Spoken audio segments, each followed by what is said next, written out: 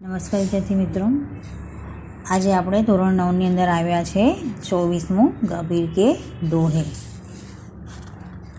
पद्य છે कबीर के दोहे. उनके लेखक है कबीर.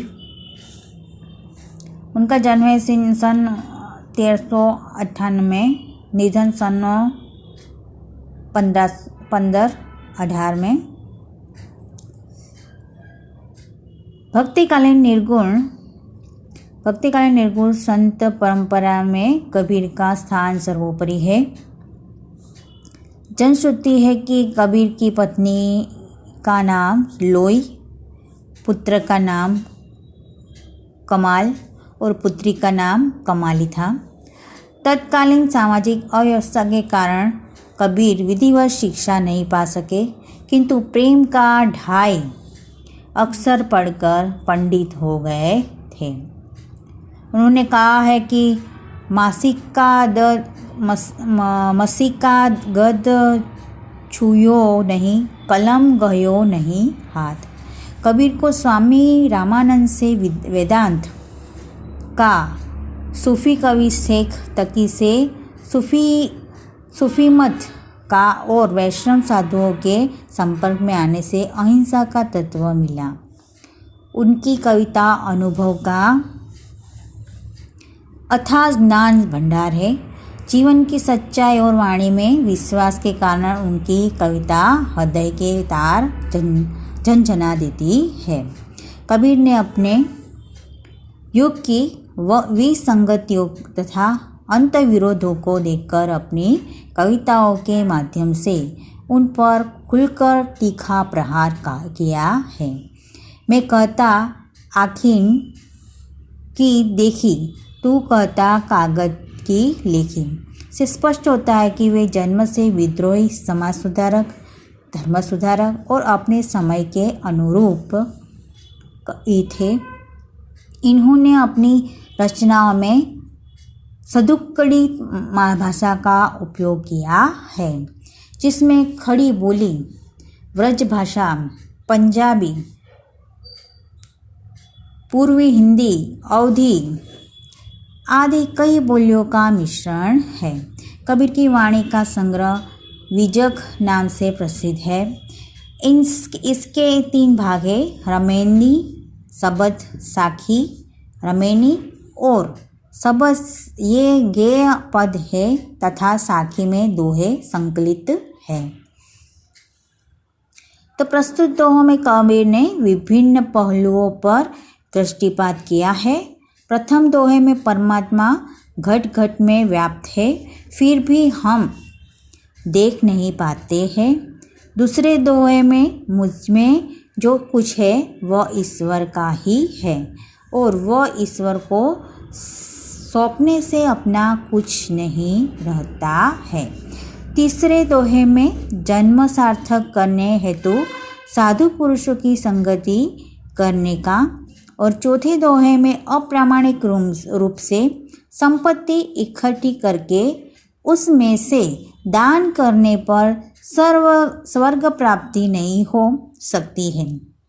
और 5वें दोहे में दुर्जनों की सज्जनों की विशेषता है.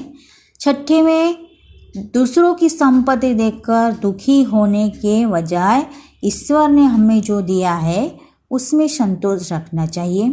और 7वें में संसार के पंच रत्न के बारे में और 8वें में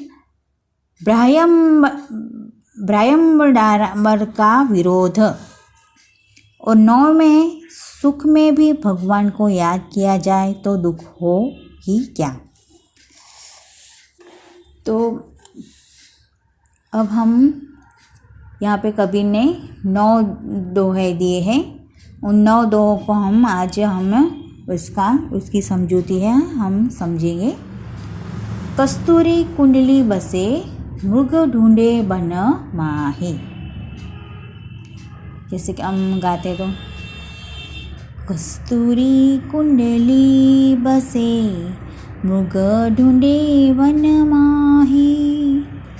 ऐसे घट घट राम है, दुनिया देखे नाही. मुझ में कछु नहीं, जो कछु है सो तेरा, तेरा तुझको सौंपते क्या कागेगा मेरा। संत मिले सुख उपजे, दुष्ट मिले दुख होय।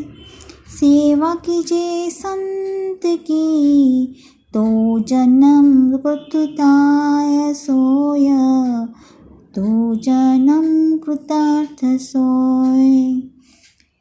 ए हरण की चोरी करे, करे सुई का दान। ऊंचे चढ़ कर देखते, केतिक दूर विमान। सोना संजन साधुजन, टूटी जुरे सोमार। दुर्जन कुंभ कुम्हार के, एके धका दरार। रूखा सूखा खाई कई, ठंडा पानी पीवा। देख पराई चूपड़ी, मत ललचावे जीव। कबीर इस संसार में, पंचरत्न है सार।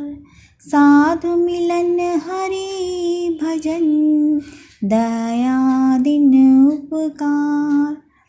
काकर पाथर जोरी के, मस्जिद लई चीनाय। ता चढ़ी मुल्ला बाग दे, क्या बहिरा हुआ क्या बहिरा हुआ खुदाय। दुख में सुमिरन सब करे, सुख में करे न कोई। जो सुख में सुमिरन करे, तो दुख काहे को होय। तो ये कबीर के दोहे की ये राग है। और अब हम कबीर के दोहे की समझूती हम जो देख लेते हैं कि कस्तूरी कुंडली बसे। कस्तूरी यानी कि समझते हो, जो मृग की जो नाभि होती है, जो निकालने वाला एक सुगंधित द्रव्य होता है वो। मृग ढूंढे बन माही, ऐसे घट घट राम है दुनिया देखे नाही। मृग यानी कि हिरण, ठीक है। कुंडली यानी कि नाभि। अब यहाँ पर कवि क्या कहते हैं कि कस्तूरी जो है, कस्तूरी हिरण की नाभि में रहती है, फिर भी वह उसे जंगल में इधर उधर ढूंढता फिरता है। उसी तरह राम अर्थात परमात्मा सबके हृदय में वास करता है, पर लोग इस सत्य को समझ नहीं पाते और वे यहाँ वहाँ भटकते हैं। मेरा मुझ में कछु नहीं, जो कछु है सो तेरा।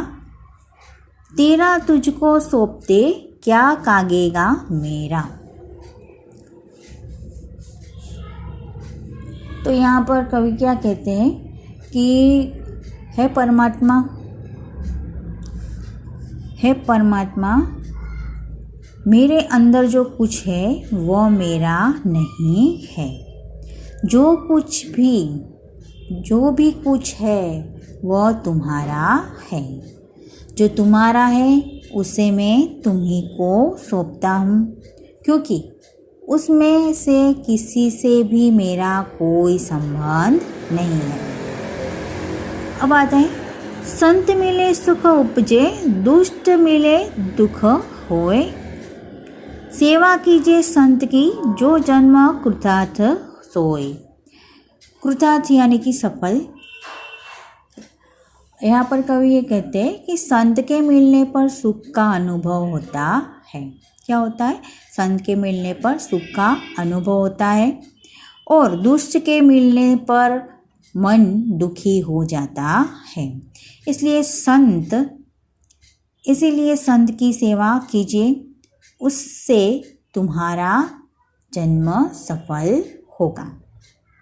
यहाँ कवि ये कहते हैं कि संत और दुष्ट का जो अंतर जो बताते हुए वो संत सेवा की महिमा बताई है।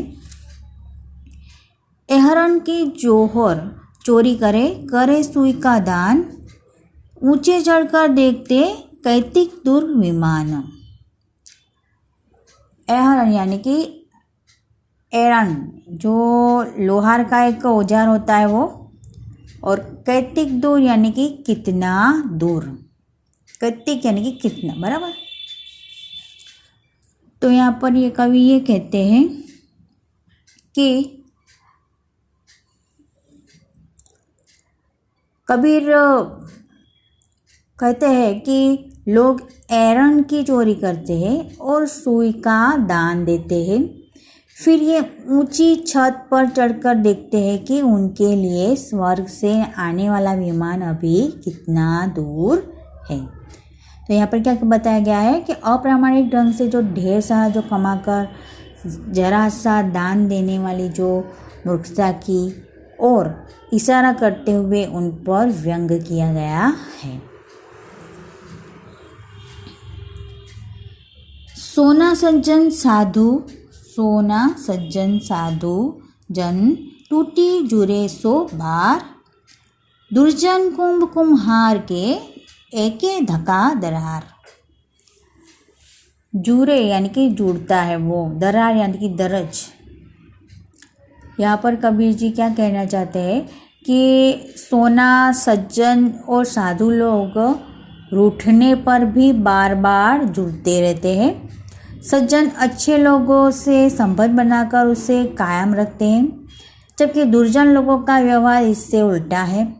जैसे जरा सी दरार वाले मटके को थोड़ा धक्का मारने पर फूट जाता है, ठीक उसी तरह दुर्जन व्यक्ति टूटते हुए संबंध को पूरी तरह तोड़ देने में संकोच नहीं करते। तो यहाँ पे कवि ने सज्जन और दुर्जन के स्वभाव का अंतर बताया है कि सज्जन जोड़ने और दुर्जन जोड़ने की जो बुद्धि रखता है वो।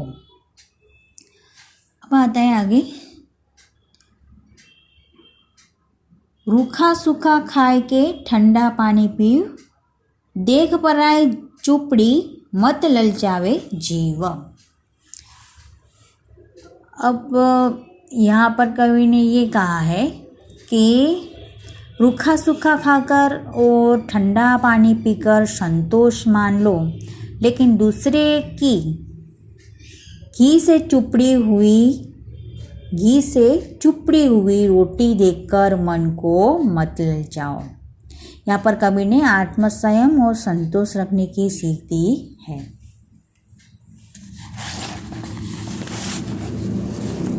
अब यहाँ पर है, कबीरा इस संसार में पंचरत्न है सार, साधु मिलन हरि भजन दया दीन उपकार।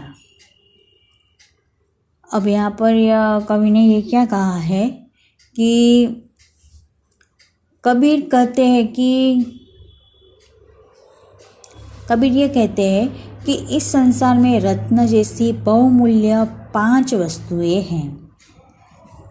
इन्हीं में संसार का तत्व समाया हुआ है। इन्हीं में संसार का तत्व जो है समाया हुआ है। ये वस्तुएं हैं साधु का मिलना यानी कि सत्संग जो होता है वो, हरि भजन, दया की भावना, नम्रता और परोपकार। तो कबीर के अनुसार इन 5 बातों को अपनाते मनुष्य सुख शांति से भवसागर पार कर सकता है। आगे देखते हैं, काकर पाथर जोरी के मस्जिद लई चिनाय, ता चढ़ी मुल्ला बाग दे क्या बहिरा हुआ खुदाय।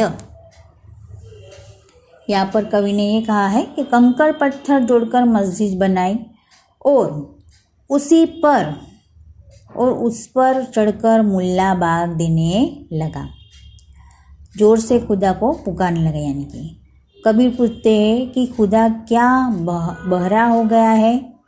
खुदा जो है, कबीर क्या पूछते हैं कि खुदा क्या बहरा हो गया है जो उससे इस तरह जोर से पुकारने की ज़रूरत पड़ती है। कबीर के अनुसार भगवान हृदय में है, उसका स्मरण मन में करना चाहिए, आडंबर से दूर रहना चाहिए, ऐसा कवि ने कहा है। तो समझ में आया?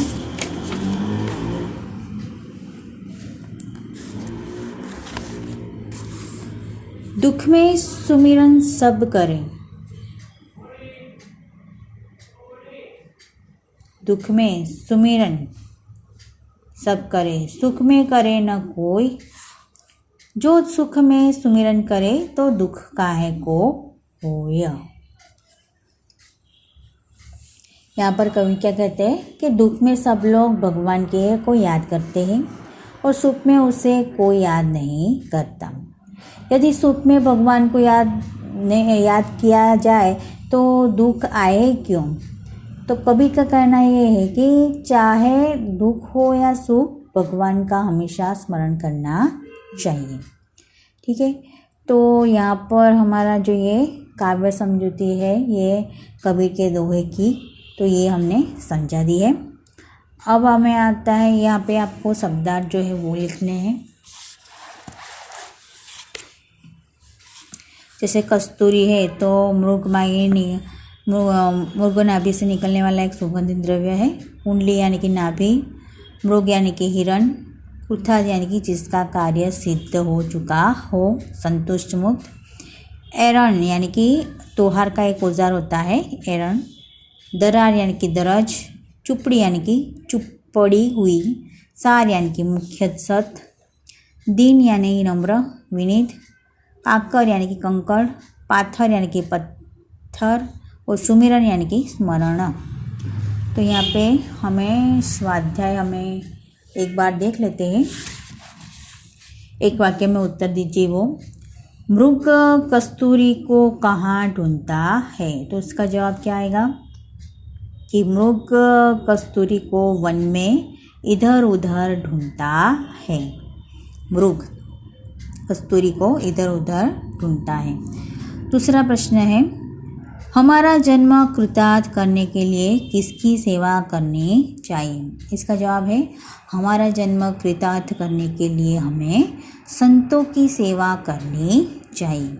हमारा जन्म कृतार्थ करने के लिए हमें संतों की सेवा करनी चाहिए। तीसरा प्रश्न है, भवसागर तरने के लिए कौन कौन से 5 तत्व हैं? तो इसका जवाब है भवसागर तैरने के लिए ये 5 तत्व है। साधु का मिलना, हरिभजन, दया की भावना, नम्रता और परोपकार। ठीक है, अब ये 3 प्रश्न हो गए, वो आपको लिखने हैं कॉपी में। अब आता है निम्नलिखित भावार्थ दोहे ढूंढकर उनका गान कीजिए।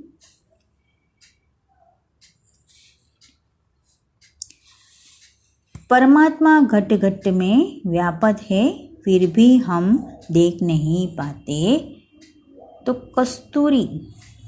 कस्तूरी कुंडली बसे, मृग ढूंढे वन माही, ऐसे घट घट राम है, दुनिया देखे नाही। हम जो कुछ मिला है वह ईश्वर का ही है और वह ईश्वर को सौंपने से अपना कुछ नहीं रहता है। तो ये क्या है?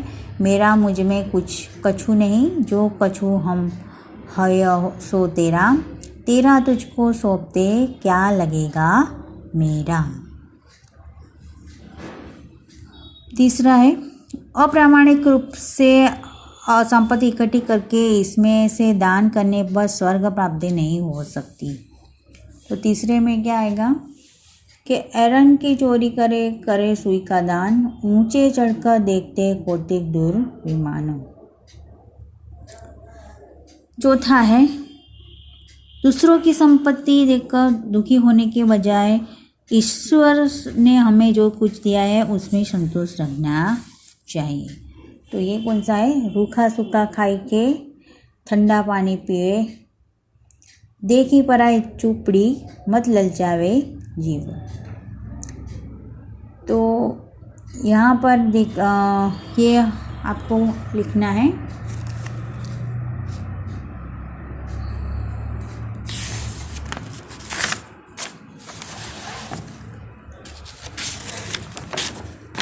तो यहाँ पर आपका जो है वो पूर्ण होता है। आपको प्रश्न 1 और 2 लिखने हैं, ठीक है। तो यहाँ पर मैं अपना वीडियो पूर्ण करती हूँ।